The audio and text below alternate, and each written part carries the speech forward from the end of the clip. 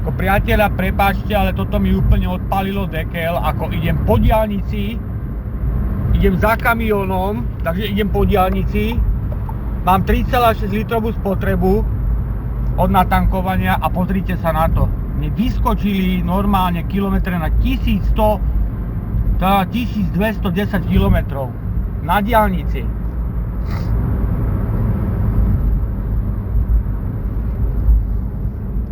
Tak ďalej sa vám potom budem ozývať a natáčať takéto videá.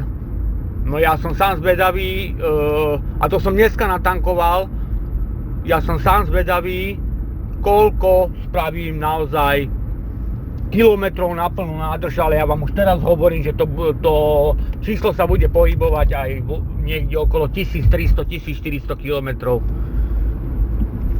Sami vidíte, pomaly 100 km som už urobil, áno.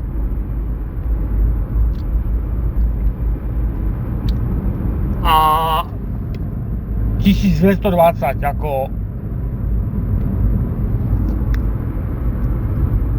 A idem sám, podotýkam, hej, prázdne auto. Ale toto už je sila.